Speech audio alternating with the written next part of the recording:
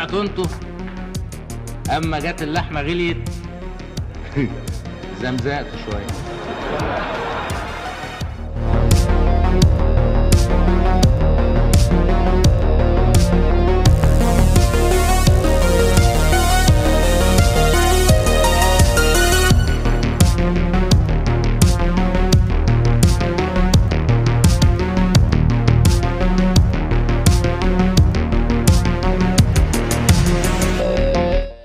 حقي انا مش هاكل، انا مش عارف اعلم، مش عارف اعالج، مش عارف اشغل، مش عارف اسكن. لا الصحابه ولا التابعين ساعتها قالوا له النبي قول لهم يجيبوا لنا ناكل، ولا الميه تتفجر من تحتنا، ولا ده ربنا بقى قعدوا 3 سنين لدرجه ان هم وصلوا ان هم ياكلوا ايه؟ ورق الشجر.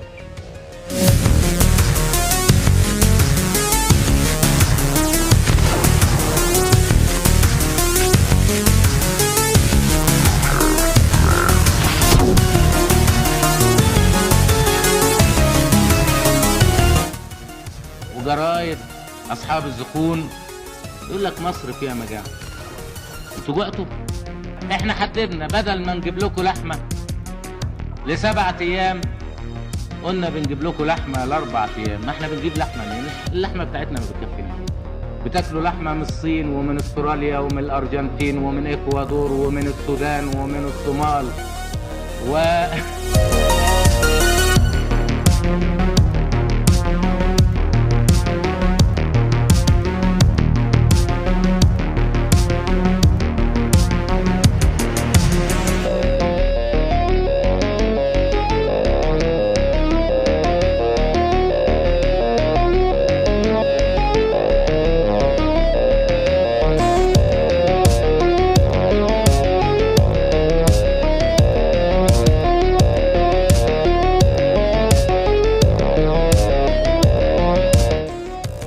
هل اجيب لكم مصانع ولا اجيب لكم لحم؟ انا قلت اجيب مصانع ما بجيبش لحم.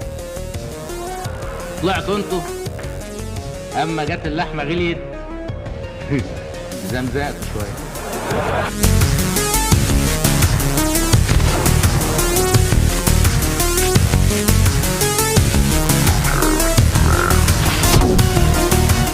الراجل قاعد وولاده طالعين من الجامعه وقاعدين عنده كالمصيبه في البيت، هيعمل ايه؟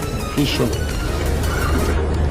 بعدين مش هيكون في عمل للعمال، هيبقى في بطاله.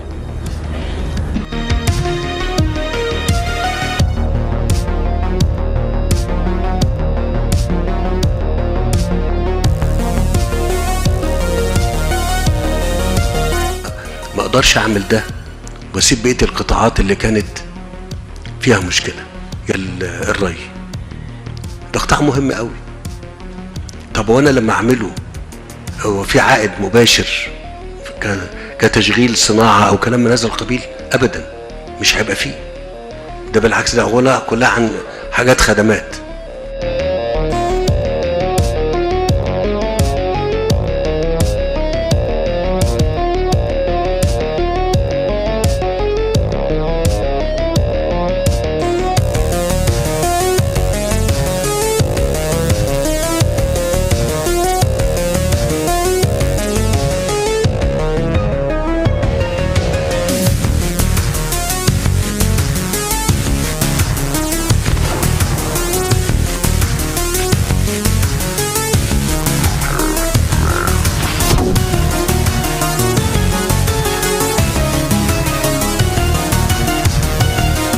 مصر هي دولة ظروفها الاقتصادية صعبة. تقول لي الله يا فندم احنا بنشوفك بتبني وبتعمل في كل حاجة. ده إدارة موارد عشان الدولة دي تعيش بقى، ما تبقاش شكلها كده زي حديقة الحيوان. أنا آسف يعني.